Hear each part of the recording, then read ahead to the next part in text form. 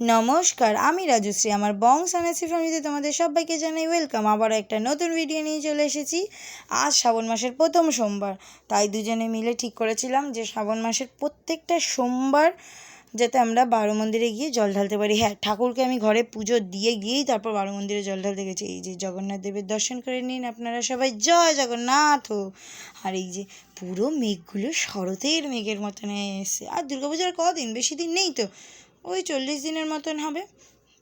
পুজো চলে এলো, পুজো দেখতে দেখতে চলে এলো। তার আগে আমার বাড়িতে জন্মাষ্টমী পুজো চলে এলো, যেই পুজো নিয়ে আমার সারা বছরে হাজারো প্ল্যান থাকে। আমি কিভাবে সাজাবো গোপালকে, কী ড্রেস পরাবো, কী জিনিস দেব, কী মেনু করব সবার খাওয়ার জন্য, সব কিছু প্ল্যান থাকে। সেগুলো সব চলে আসছে তাড়াতাড়ি। আমার মনে হচ্ছে টেনশন বেড়ে যাচ্ছে। আর শ্রাবণ মাসের প্রথম সোমবারে বাবাকে মৌসম্বি লেবু দিয়েছিলাম, আর আমরা শুধু গঙ্গার জল দিয়ে জল ঢেলেছিলাম আর ফুল দিয়েছিলাম। আর ফুলগুলো সব বাড়ির ফুল, নাকচম্পা ফুল আমাদের।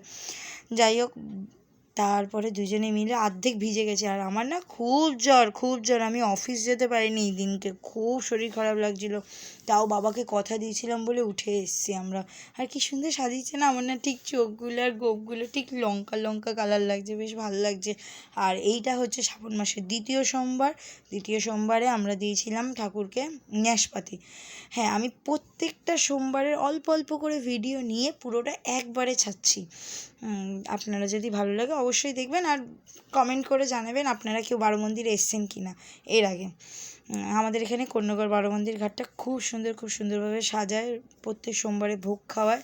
হ্যাঁ, আমি একদিনও ভোগ খেতে পারিনি, কারণ আমি আসি নয় সকালবেলা, নয় বিকাল দুপুরবেলা, নয় একটু বেলা করে, এইসব করে আসি। আর এটা হচ্ছে তৃতীয় সোমবারে চললাম আবারও বাবার মাথায় জল ঢালতে। বাড়ির ঠাকুরকে আমি প্রত্যেক সোমবারে জল ঢেলেছি। ঠাকুর এত সহায় আমার উপর যে আমি 4টে সোমবারই জল ঢালতে পেরেছি। মানে আমার পিরিয়ডস হয়েছে ওই দ্বিতীয় সোমবারে জল ঢালার পর বেলার দিকে। তো অবভিয়াসলি আমার রোববারে 7 দিন কমপ্লিট হয়ে গেছে, তো আমি সোমবারে আবারও জল ঢালতে পেরেছি। আমি যে কী খুশি। আর তৃতীয় সোমবারে ঠাকুরকে দিয়েছিলাম পেয়ারা। আর লাস্ট সোমবারে আমরা দুজন ঠিক করেছি যে সব ঠাকুরকে একসাথে একই ফল দেবো। আর এই যে হচ্ছে চতুর্থ সোমবার, আজকে আমি নতুন জামা পরেছি সবুজ কালার, সঞ্জিত নতুন গেঞ্জি পরেছে সবুজ কালার, কারণ সবুজ পরতে হয়। আমি সবুজ চুড়ি পরিনি, ভুলে গেছি সবুজ চুড়ি পরতে। যাই হোক, এই যে জগন্নাথের দর্শন করে নিই।